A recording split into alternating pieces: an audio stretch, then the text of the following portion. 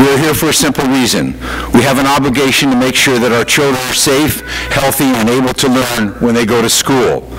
Last winter, the National Disability Rights Network lifted the curtain on hundreds of cases where school staff had injured or traumatized children with disabilities by inappropriately using restraint or seclusion. In the light of their highly disturbing findings, I asked the U.S. Government Accountability Office to further investigate. In May, the General Accountability Office presented their work to our committee. The findings were eye-opening and horrifying. The GAO told us that hundreds of students in this country have been abusively restrained and secluded in their classrooms.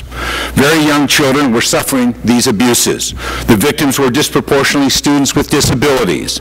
And in a number of cases, children have died. In some cases, these abuses were nothing short of torture.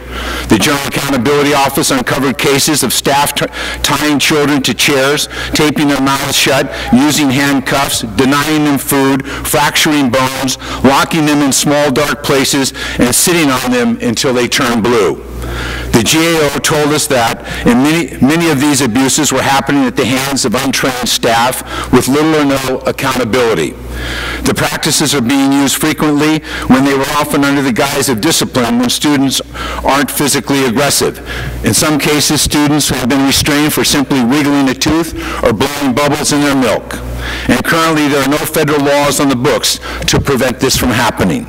Hospitals and other facilities that receive federal taxpayer dollars regulate how restraint and seclusion can be used on children. But schools where children spend the majority of their time are not covered.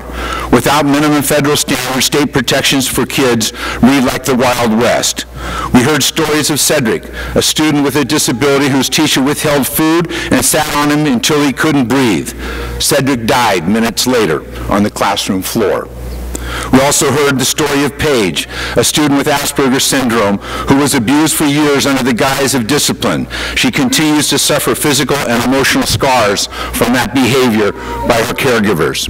And today we hear stories of Ethan, who at age 3 was repeatedly restrained in his preschool class against his parents' wishes.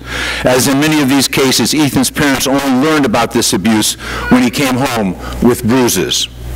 It is wholly unacceptable for the egregious abuse of a child to be considered less criminal because it happens in a classroom, and it should be just the opposite. Everything we've learned over the past few months points to the urgent need for federal legislation. Today, I am very proud to be standing with Congresswoman Kathy McMorris-Rogers to introduce legislation that would for the first time protect school children from abusive and potentially fatal uses of restraint and seclusion. I'd like to make something very clear. This isn't simply a matter of a bad teacher here or there. We face a serious system-wide failure. Until it's adequately addressed, these incidents will continue, and that's why only our bill that takes a balanced approach to make classrooms safer for the entire school community, students, and teachers. Our bill will set an important minimum safety standard in schools, similar to the protections children already have in other facilities. No longer will students be allowed to be physically restrained or locked in seclusion rooms for purposes of discipline or convenience.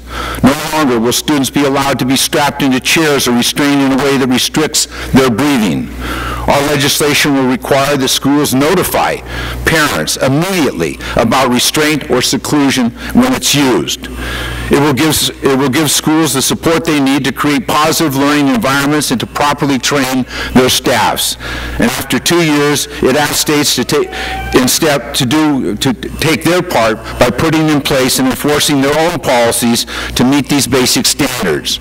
All of these provisions reflect principles outlined by Secretary Duncan and the Obama administration. But I want to thank Congresswoman McMorris-Rogers for her hard work and leadership on this issue and her commitment on the issue of children with disabilities.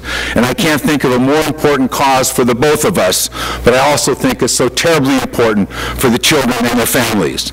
I also want to recognize and thank Senator Chris Dodd, who I believe is introducing very similar legislation in the Senate today, and has also been a champion for all of the years that we've been in Congress together on the issues of disabilities and education.